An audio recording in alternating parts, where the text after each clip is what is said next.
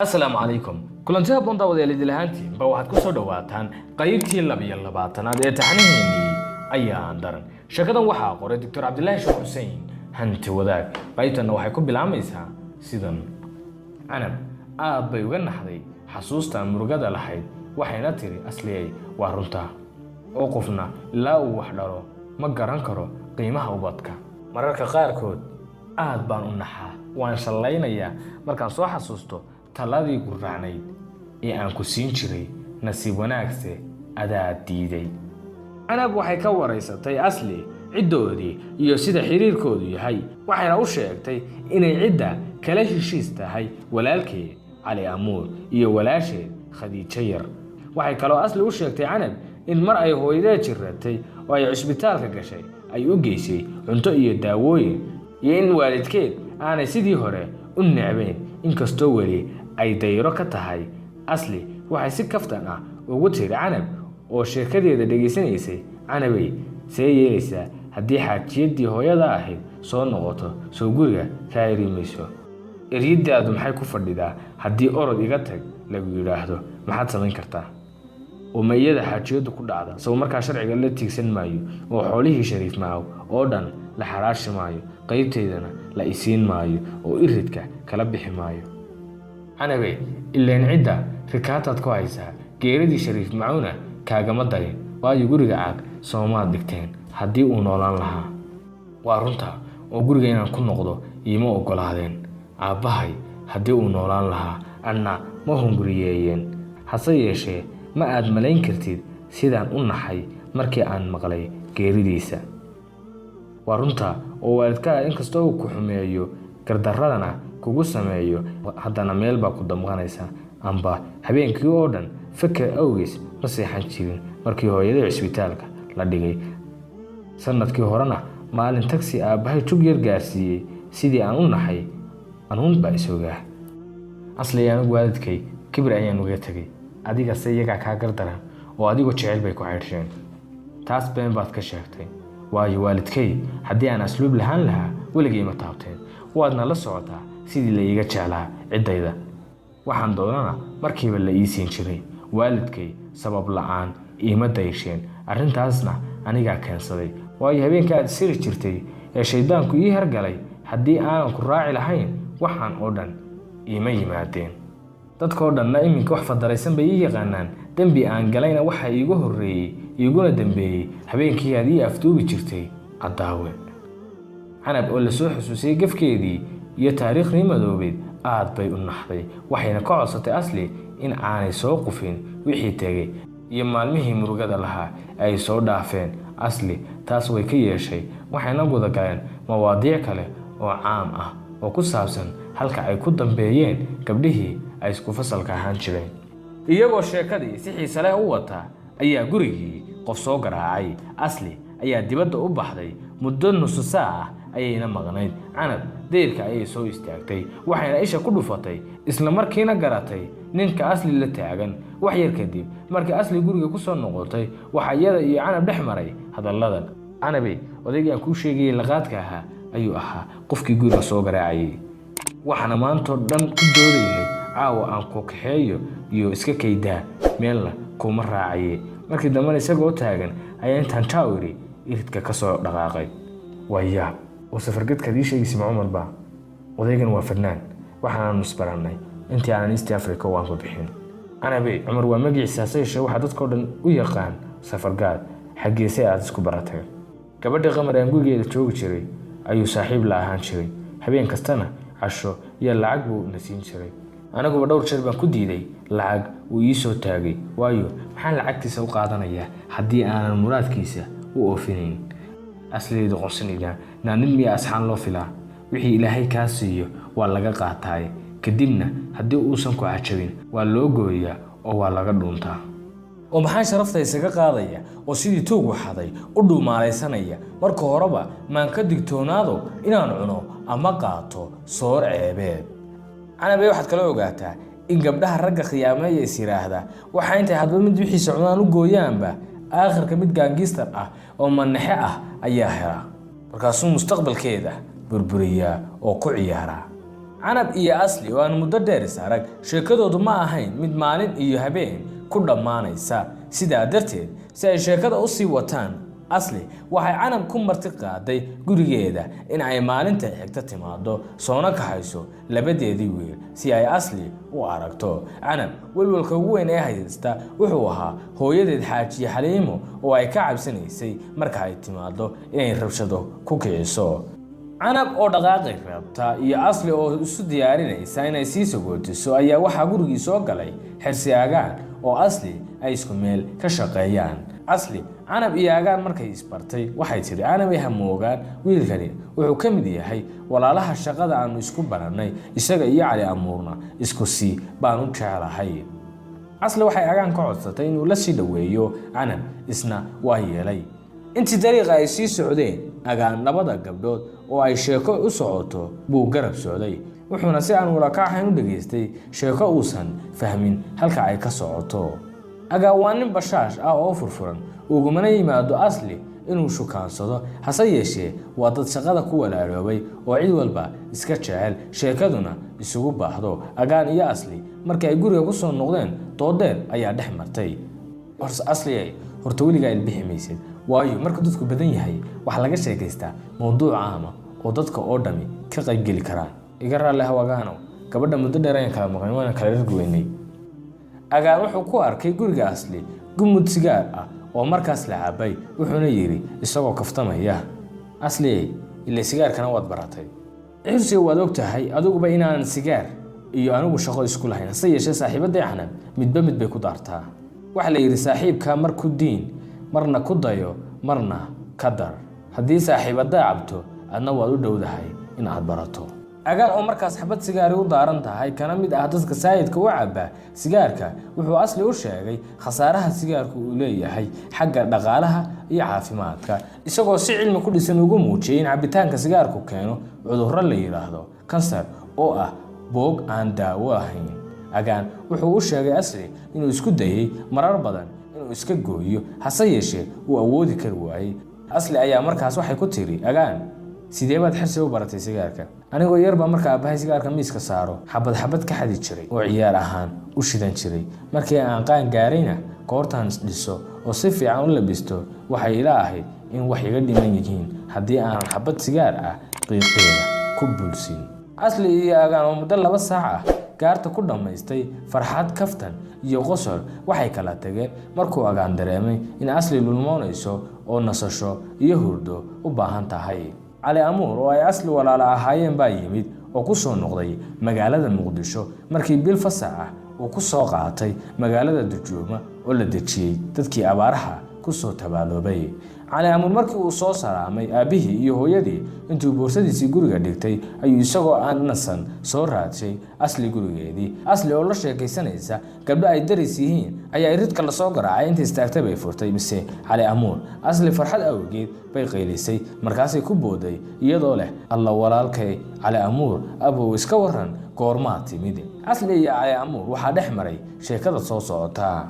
walaal asli aad baan ugu faraxsanahay caafimaadka jirkaaga ka muuqda waagii hore ee igu ka dambeysay iyo hadda farqi weyn ayaa ku dhaxeeya.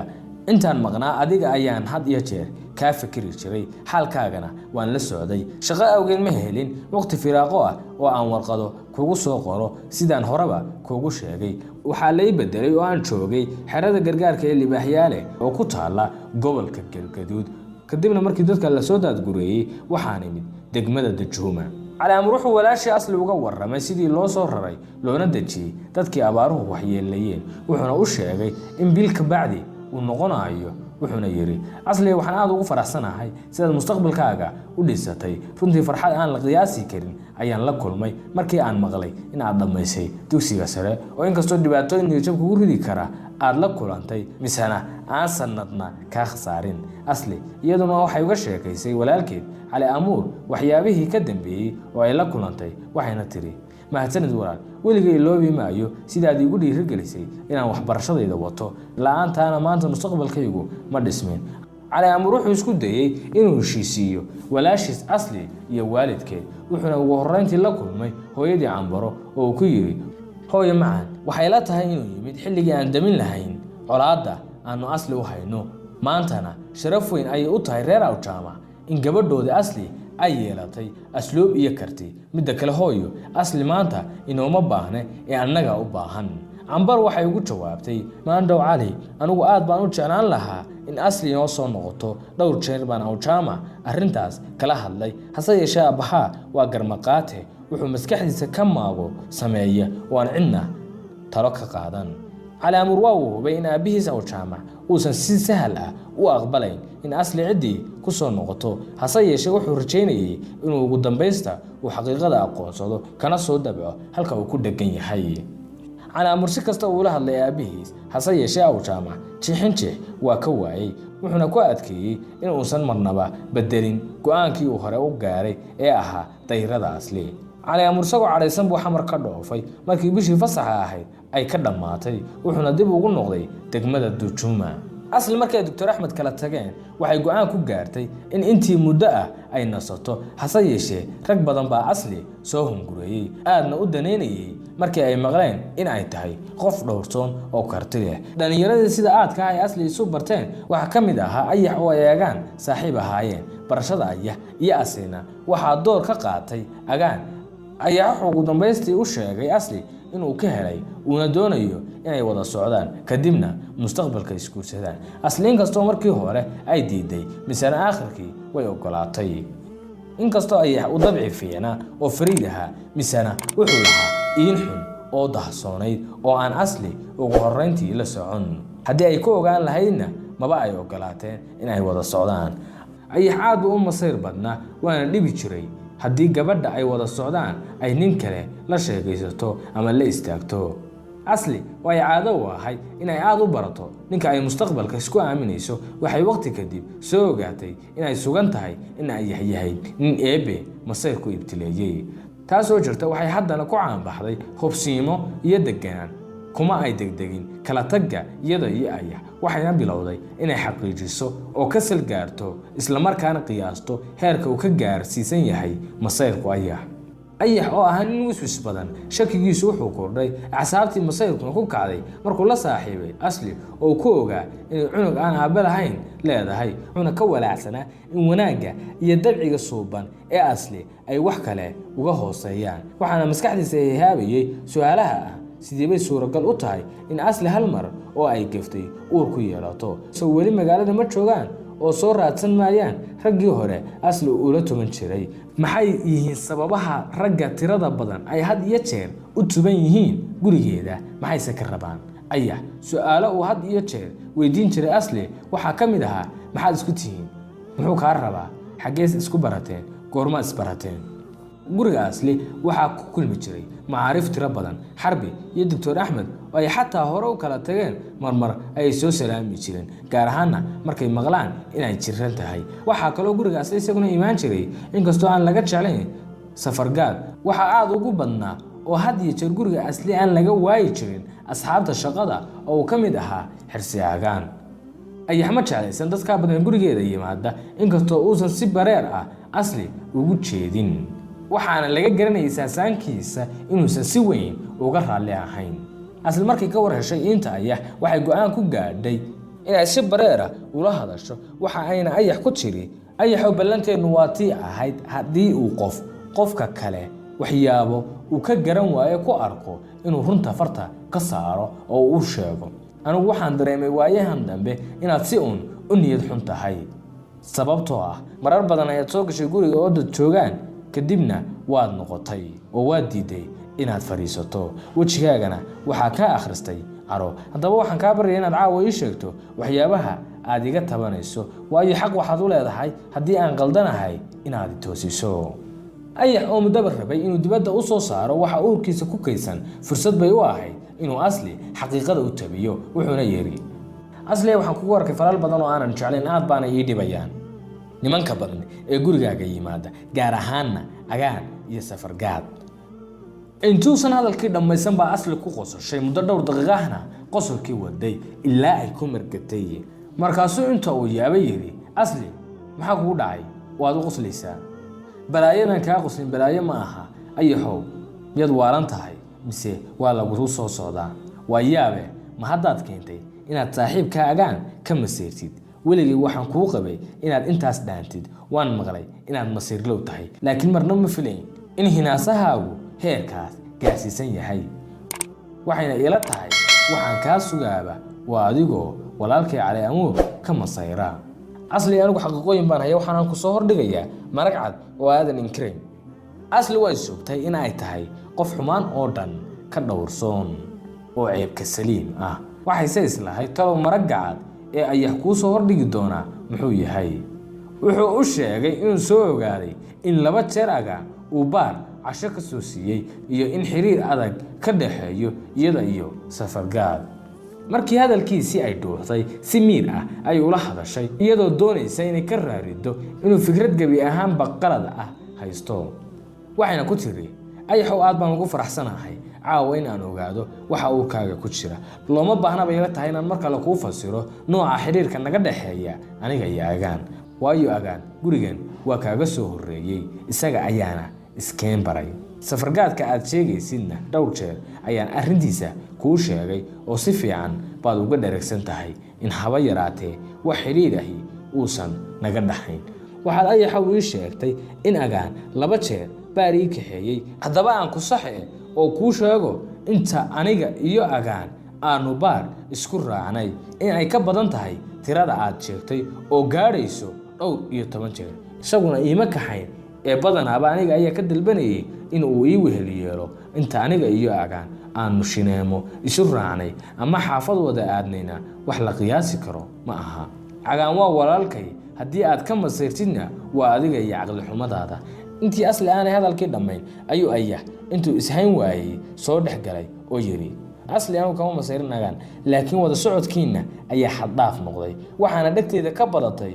oo mar kasta la igu yiraahdaa asli waa ay maqan tahay oo Agaan bay israaceen ayaxow anigu intaan kula socday weligay nin kale ma niyeysan waanad la socotaa inaan nacabahay gabdhaha wax qiyaamo oo dhowrka nin isku wada oo kala qariya labadeennuna waxaan u qabay inaan heshiin karno laakiin dabciga la soo baxday ilama muuqda mid wada socodkeena sii dheerayn kara inta Ilaahay rag abuurayna masirlowga ayaan ugu nacabahay runtii haddii aan arrinta kugu ogaan lahaana waqti igagama kaalumeen ee arliga Ilaahay ee waasica ah ayaan kala mari lahayn ayax erayadii asli waxa uu ka fahmay in aad u xumaatay marnaba ma aanu doonayn in isaga iyo asli kala tagaan wuxuuna yiri asli ujeedadaydu ma ahayn in aan dhibaato maskaxdaada u geysto wada socodkeenana dhaawaco hase yeeshee sidii adiguba aad iiga dalabtay waxaan rabay in tuhunka dhexdeena ku jira uu baxo oo aan isu xog waranno ee igama aha in intaan is alaaqno durbadiiba kala boodno iminkana haddii aad iga duday haalli iga haw ayaxow raalli aanshuhu maxay kordhinaysaa mar haddii cidna aanay laataada ka masixi karin shakiga kugu abuuran midda kale waxaa meesha soo gashay kalsooni darro iyo aaminaad la'aan waayo haddii aad igu kalsoon tahay saaxiibka Agaan iyo Safargaad oo taariikhdiisa aad la socotid kama aad masayrteen asli iyo ayax doodii meel halis ah bay ka gaadhay waxayna ku heshiiyeen habeen dambe inay isu soo noqdaan intaas kadib maxaa dhacay la socdaawade qaybteena xigta qaybteena maanta shakadana waxa qoray Dr. Cabdilaahi Sheekh Xuseen hanti wadaag annagoo bahda digaalina waan idin la wadaagnay